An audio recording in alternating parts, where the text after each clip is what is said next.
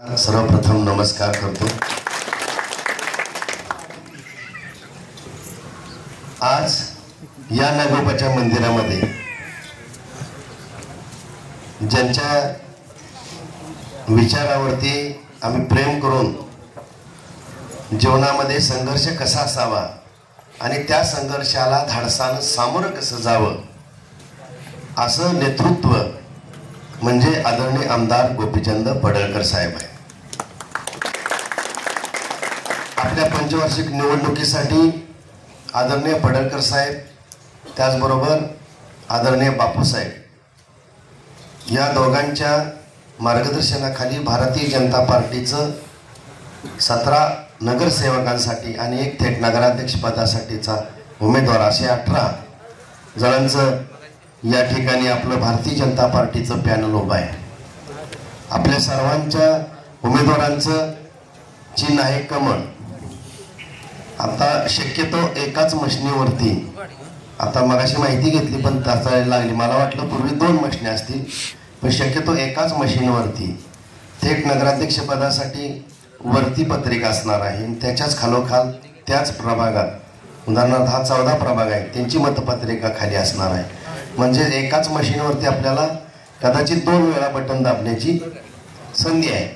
आता बटन कुठलं इकडलं तिकडलं म्हणण्यापेक्षा फक्त दिसलं कमळ की आपण बटन दाबायचं, म्हणजे इकडं तिकडं हा विषयच येत नाही। आणि आपल्या या 14 नंबर प्रभागामध्ये आता मला वाटतं पूजाताईंचा डिप्लोमा झालाय, म्हणजे त्याही सुशिक्षित उमेदवार आहेत। आणि बापूसाहेब आणि पडळकर साहेबांनी या आटपाडी शहराची पहिली पंचवार्षिक निवडणूक होती आहे आणि या पहिल्या पंचवार्षिक निवडणुकीसाठी माझ्यासारख्या एम.एड असलेल्या आणि 25 वर्ष 9 महिने सेवा पूर्ण करून फॉर्म भरायच्या आदल्या दिवशी राजीनामा मंजूर करून मग 15 तारखेला या दोघांच्या मार्गदर्शनाखाली मी अर्ज भरण्याचं धाडस केलं। आणि जसं की या नगराध्यक्षपदा आता पुढचे जर उमेदवार बघितले, शेवटी आपण तुलना कोणाची करायची नाही, कोणावर टीका तर अजिबातच करायची नाही, पण सांगण्याचा उद्देश हा आहे 1,04,000 रुपये मासिक पगार होता आणि राजीनामा दिल्याशिवाय मला उभा राहता येत नव्हतं, कारण मी हायस्कूलला किंवा कॉलेजला शिक्षक नसल्या कारणानं, मी जिल्हा परिषदेला शिक्षक असल्या कारणानं आपल्याच या वार्डातल्याच लिंगे वस्ती शाळेवरती मी आता सध्या कार्यरत होतो। दामोनांचे नातवंड माझ्याच हाताखाली प्रभाकर सर आहे शिकत होती। खरं तर मी माझं असं सद्भाग्य शेठजी परवा लिंगे वस्तीला ही मीटिंग झाली आणि मी माझं असं सद्भाग्य समजतो की याच प्रभागामध्ये माझ्या नोकरीचा शेवटचा दिवस झाला, राजीनामा देण्याची वेळ आली आणि याच प्रभागामुळे या आटपाडी नगरपंचायत वरती कमळाच्या चिन्हावरती जगातली 1 नंबर पार्टी, राज्यातली 1 नंबर पार्टी, देशातली 1 नंबर पार्टी हीच आपल्या आटपाडीमध्ये 1 नंबर बनवण्यासाठी कदाचित मला ही परमेश्वरानंच ही संधी दिलेली असावी आणि माझ्या पाठीशी पडळकर साहेब आणि बापूसाहेब ही शक्ती नक्कीच उभी असल्या कारणानं नागोबाच्या मंदिरामध्ये मी धाडसानं बोलतोय की ह्या इतिहास आपल्याला आटपाडी नगरपंचायत मध्ये घडवायचा आहे। आज आपण बघतोय बघा गल्लीपासून दिल्लीपर्यंत सगळीकडे भाजप भाजप भाजप आहे। फक्त एक मला सांगावंसं वाटतंय, आपल्या तालुक्याचे भूमिपुत्र असलेले आणि जटकर मायबाप जनतेनं त्यांना 40,000 मताधिक्याच्या फरकानं निवडून देऊन एक विकास पुत्र असा शिक्का मारून त्यांना थेट विधानसभेच्या पुढच्या दारातून दिमागात आत घालवलेल्या जटकर मायबाप जनतेला आपल्या सगळ्या आटपाडीकरांच्या वतीनं धन्यवाद द्यावे। आता तुम्हाला सगळ्यांची जबाबदारी आहे। आताच बाळासाहेबांनी आपल्या मनोगतात सांगितलं, या ठिकाणी व्यासपीठावरती साहेब आहेत, दौंडे आपले चंदूभाऊ आहेत, सुधाकर भाऊ आहेत, उमेदवार आहेत, त्यानंतर तुकाराम साहेब आहेत, चंदू काळे आहेत, उपस्थित सगळे पुढे बसलेले ज्येष्ठ मंडळी आहेत। तुम्हाला सगळ्यांची आता जबाबदारी काय आहे बघा।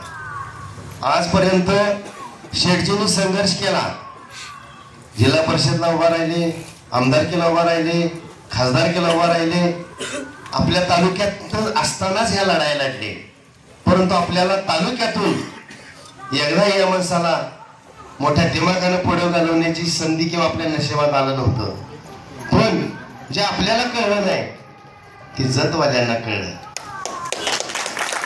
तर आता आपल्याला एवढं तर आता कळायला पाहिजे की बाबा आदरणीय आमदार साहेबांनी जत तालुक्यावरती एकच वर्षामध्ये कोट्यावधी रुपयांचा निधींचा वर्षा विकास कामांसाठी केलेला आहे. आणि हाच कोट्यावधी रुपयांचा वर्षाव जर आपल्या आटपाडी नगरपंचायतवरती करायचा असेल, आदरणीय देवाभाऊंचे लाडके आमदार म्हणून आदरणीय पडळकर साहेब त्यांच्याशी संबंधित आहेत. पडळकर साहेब मंत्री सध्या जरी नसले तर मंत्र्यापेक्षा त्यांचा रुबाब अजिबात तसवरही कमी नाही असं म्हटलं तरी वावगे ठरणार नाही. कारण शेट्टींचा चाहता वर्ग अखंड महाराष्ट्रभर आहे. मग चाहता वर्ग हा काय त्यांचा 10 मजली 20 मजली 5-10 कोटीतल्या बंगल्यातला चाहता वर्ग नाही.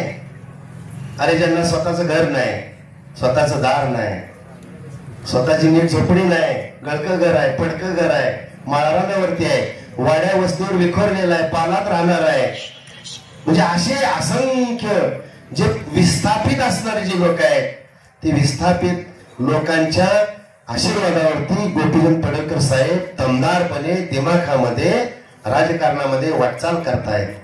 आता आपण गेल्या कालच्या दिवाळीला बघितलं, या आपल्या आटपाडीच्या गेस्ट हाऊसच्या समोर पालावरती जाणारी लोक होती, भटकंती करणारी, साई मंदिर चौकातही होती. महाराष्ट्रामध्ये पालातल्या म्हणजे आज ह्या गावी तर उद्या कोणत्या गावी याचा नियम ज्यांच्याकडे नाही, सांगता येत नाही उद्या आम्ही कुठल्या गावी जाणार आहे. अशा लोकांच्या प्रति संवेदनशील मनाचा असणारा महाराष्ट्रातला एकमेव आमदार जो आहे, कपड्यांपासून त्या माय लेकी भगिनींसाठी साडी चोळीचा खाना जशी चोळी भरली जाते, शिवाजी महाराज ज्या पद्धतीनं परस्त्री माते समान मानायचे, तो शिवाजी महाराजांचा आदर्श घेऊन खऱ्या अर्थानं पालावरची दिवाळी साजरा करणारा महाराष्ट्रातला एकमेव आमदार म्हणजे तुम्हाला सर्वांचे लाडके.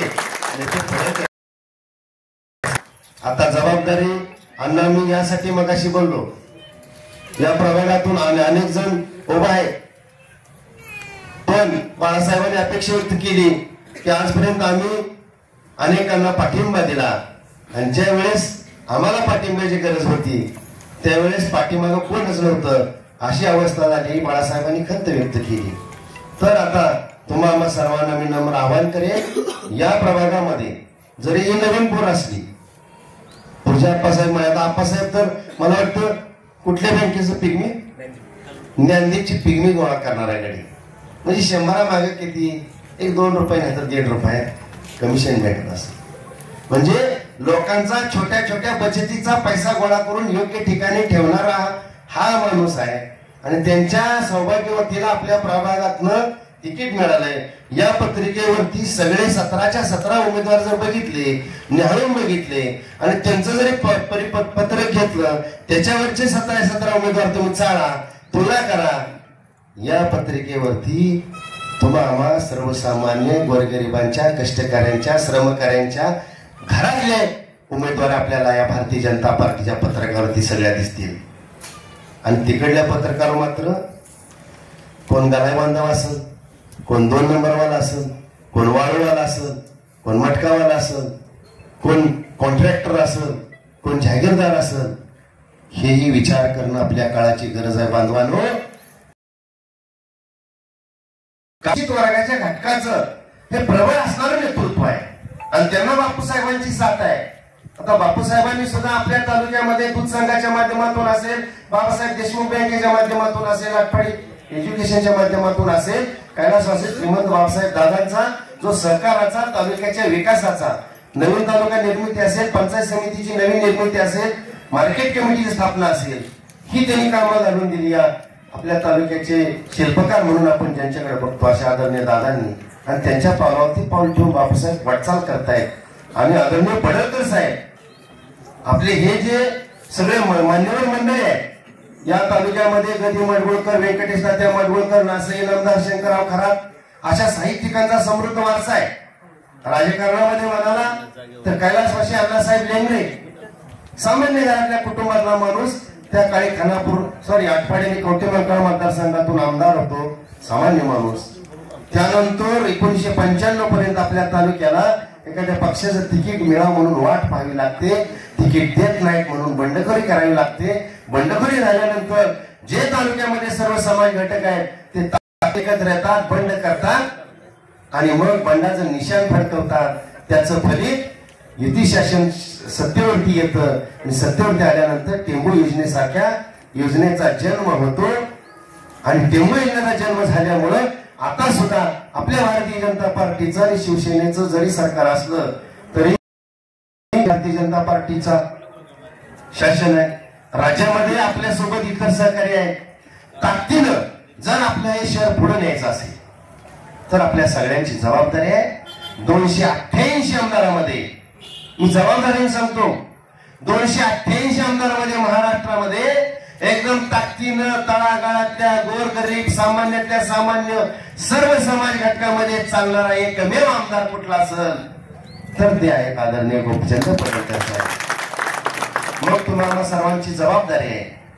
त्यांना आपण जिल्हा परिषदच्या वेळेस करगणीतून उभा राहिले, आशीर्वाद नाही दिला. आमदारकीला 14 उभा राहिले, लढले, पण त्या वाघाच्या अंगामध्ये अशी धग आणि रग आहे. अरे जो माणूस मनात जिंकतो तो रणात कधी ना कधी जिंकतोच. आणि हे जतकर जनतेच्या दाखवून दिलं. जर ते एकदा करगणीत हारले म्हणून जर थांबले असते तर आज आपण एवढ्या गर्दीनं या ठिकाणी बसू शकलो नसतो, आपण बोलू शकलो नसतो. आज 26 नोव्हेंबर भारतीय राज्यघटनेचे शिल्पकार डॉक्टर बाबासाहेब आंबेडकरांनी लोकशाही चालवण्याचा पवित्र ग्रंथ आपल्याला राज्यघटनेच्या माध्यमातून दिला. तो आज संविधान दिन आहे. तर संविधान दिनाच्याही तुम्हाला शुभेच्छा देतो. शिवाय आजच्याच दिवशी 26 नोव्हेंबर 2008 ला मुंबईवरती मोठा हल्ला झाला. त्याच्यामध्ये अशोक कामते सारखे अनेक पोलीस अधिकारी, पोलीस धारातीर्थी पडले, अनेक जवान धारातीर्थी पडले, अनेक नागरिकांचा बळी गेला. अशा सर्वांना अंतःकरणापासून मी मानवंदना देतो. आणि बंधूंनो, आज आपल्या सर्वांच्या न्याय हक्कासाठी हा लढणारा माणूस आपल्या खांद्याला खांदा लावून आहे. कधी जरी हाक मारली तर हाकेला ओ देणारा हा माणूस आहे. ना कोणता स्वार्थ आहे, ना कोणतं काही कमवायचं आहे का ना. बघा, आपल्यासाठी त्यागी जीवन. परवा 17 उमेदवारांना झरे फार्म हाऊस वरती बोलवलं होतं. जग मग मोठा तालुका आहे, तिकडे नगर परिषदेची सध्या निवडणूक लागलेली आहे. 12चा निरोप आला, शेटला यायला रात्री 2 वाजल्या. 2 नंतर रात्री 4:30 पर्यंत 1 ते 17 उमेदवारांच्या आणि 18वा मी नगराध्यक्ष पदाचा उमेदवार सगळ्यांची परिस्थिती जाणून घेतली. वार्डामध्ये एकूण मतदान किती, आपल्याला मिळणार मतदान किती, न मिळणार किती, मिळू शकणार किती, एवढा बारीक अभ्यास रात्रीच्या 2:30 3 वाजता. तसं काय जर शेटनी हे नसतंच केलं तर त्यांना काय फरक पडला असता? फरक नक्कीच पडला असता. पण तो कुणाला? आपल्याला. तर आता आपल्या सगळ्यांची जबाबदारी आहे. जर आपल्याला तळ हाताच्या फोडाप्रमाणे काळजी करणारं नेतृत्व लाभलंय, जत मधल्या जनतेनं, मायबाप जनतेनं त्यांना विधानसभेमध्ये थेट पुढच्या दारातनं पाठवलंय. याचा अर्थ आटपाडी तालुका ही त्यांची भूमी आहे. पण भूमीच्या मातेला ते कधी विसरत नाहीत, विसरलेले नाही, भविष्यातही विसरणार नाही. त्यांची एकच तळमळ आणि एकच धडपड आहे की या नगरपंचायत वरती आपण सर्वांनी भारतीय जनता पार्टीचा कमळाच्या 17च्या 17 उमेदवारांनी थेट नगराध्यक्ष पदाचा उमेदवार निवडून आणूया. आणि जगमध्ये जो कोट्यवधी रुपयांचा जो निधींच्या माध्यमातून विकास निधी शासनाकडून खेचून आणण्याची धमक आहे, हीच धमक माझ्या आटपाडीसाठी मला करायची. ही त्यांची आत आंतरिक भावना आहे, आंतरिक तळमळ आहे. मग आपण सुद्धा साथ घालणं गरजेचं आहे. राहिले 5-6 दिवस अनेक आमिष दाखवतील, बोलताबा देतील. 5 दिवसात इकडे जेवायचा, तिकडे जेवायचा, ही घ्या ती घ्या म्हणतील. पण ह्या राहिलेल्या 5 दिवसामध्ये जर आपण याला फसलो, बळी पडलो तर पुढची 5 वर्ष आपल्या आयुष्याचं मात्र झाल्याशिवाय राहणार नाही. पुढली 5 वर्ष. म्हणून तुम्हा सगळ्यांना कळकळीची विनंती आहे, ही निवडणूक वैचारिक निवडणूक आहे. जत्रेला यात्रेला कोण तुमच्याकडे येत असेल जात असेल ठीक आहे, नळाचं कनेक्शन दिलं म्हणून नाही आपलं मोठं काम झालं, इलेक्शन सुरू झाल्यावर रस्त्याचा मुरुम टाकला म्हणजे आयुष्यातला सगळा पांग फिटला असं काय आपण समजायचं कारण नाही. कारण जे शासनाकडून निधी आलेले आहेत ते निधी कुणाच्या माध्यमातून इथपर्यंत आणून सोडलेला आहे, पण ते मग आजपर्यंत का सोडले नव्हते. आता निवडणूक लागायच्या तोंडावर काय आला रस्ता, काही ठिकाणी का नळ कनेक्शन, आपल्याला ह्याच्यात गुंतवून ठेवलं जातंय. तर एवढा बारीक विचार आपण डबक्यातला विचार सोडून देऊया आणि मोठा विचार समुद्रासारखा करूया. समुद्रामध्ये जसं वड्याचं पाणी खपतं, नाल्याचं खपतं, गटारीचं पाणी खपतं, सगळं समुद्र पोटात घालून देतो तळाशी आणि वरती निळं शार समुद्र आपल्याला बघितल्यानंतर दिसतो. तशाच पद्धतीनं आपण मन मोठं ठेवूया, छोट्या मोठ्या गोष्टीत अडकून न पडता आपल्या या प्रभागातल्या पूजा आप्पासाहेब जाधव ज्यावेळेस विजय होतील त्याच वेळेस खऱ्या अर्थानं आपण पडळकर साहेबांच्या विचारधारेला पुढे चाललोय असं म्हणणं तर काय वावगं ठरणार नाही.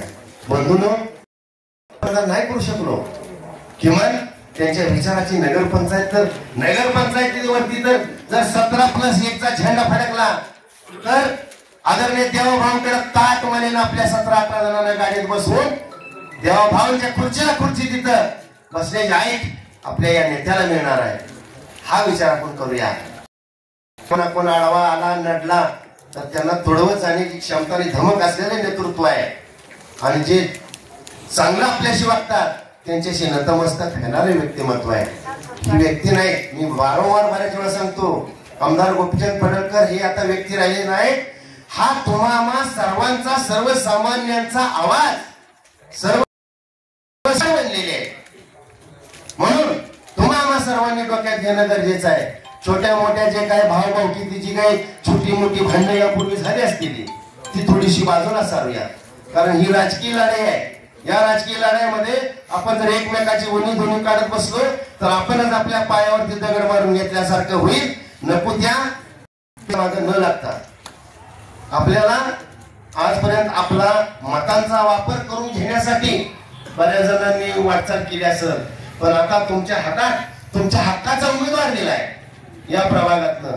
तर आपण विश्वरत्न डॉक्टर बाबासाहेब आंबेडकरांनी जो पवित्र मतदानाचा हक्क दिलेला आहे तो उजड ठेवून उघडे ठेवून डोळसपणे प्रचंड मताधिक्याने पूजाताई आहेत आणि थेट नगराध्यक्ष पदासाठी तुमच्या सर्वांची सेवा करण्यासाठीच मी या मैदानामध्ये उतरलेलो आहे. आज मला सांगा 10-15 हजाराची नोकरी जर लागायची म्हणलं, डीएड असू द्या, बीएड असू द्या, डिप्लोमा असू द्या, डिग्री असू द्या, आपण रांगेमध्ये आपल्याला इंटरव्ह्यू द्यायला उभं राहावं लागतं.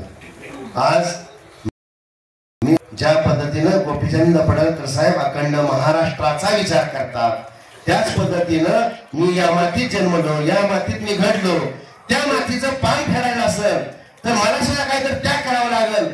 म्हणून मी शासकीय नेहमी सेवेचा त्याग करून शिक्षक सेवेत असताना शिक्षकांची सेवा केली. त्याच्या प्रती शिक्षकांनी मला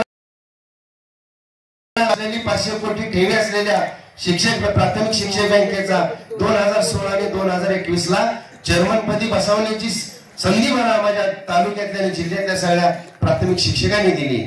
मी ठरवलं अरे सुशिक्षकांची सेवा झाली, पण आज वाड्या वस्त्यावरती रस्ते नाहीत, दिवे नाहीत, गटाराचे प्रश्न आहेत. आता खाली बघितला आपण त्या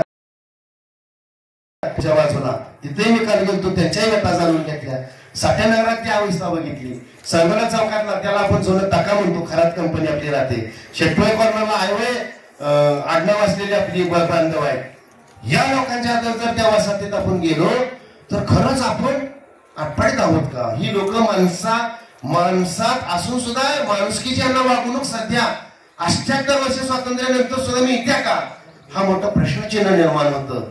आणि या गोरगरीब उपेक्षित वंचित सामान्यातल्या सामान्य लोकांच्या अडीअडचणी सोडवण्यासाठी या शासकीय सेवेचा त्याग करून आता शासकीय सेवेचा त्याग केला याचा अर्थ मी कुठला मोठा बागायतदार नाही, ना मी कुठला दुकानदार नाही, ना माझा भाव, ना माझा मेवणा, ना पाहुणा, कोणीही आर्थिक स्ट्रॉंग असलेला एकही व्यक्ती आजूबाजूला माझ्या नाही. माझी ही उमेदवारी आणि माझ्या नेत्यानं आणि बापूसाहेबांनं माझ्या खिशात किती पैसे आहेत ही बघून तर अजिबातच उमेदवारी दिली नाही. त्यांनी फक्त एक ओळखलं ह्या गड्याकडं धनाची श्रीमंती भले कमी असेल पण मनानं श्रीमंत असणारा हा मेंबर आहे, म्हणून या दोघांनी माझ्या उमेदवारीची शिक्कामोर्तब केला. आणि हेच आता आपल्याला उद्याच्या 2 डिसेंबरच्या मतदाना दिवशी मतपेटीतून जे धनाढ्य जे उमेदवार तिकडल्या पॉम्पलेटवरती बघायला मिळतील, जे इथं सामान्य आहेत, सगळे सामान्य, ह्या सामान्य सर्वच्या सर्व उमेदवारांना निवडून आणून देऊन आपण आमच्याकडे धनाची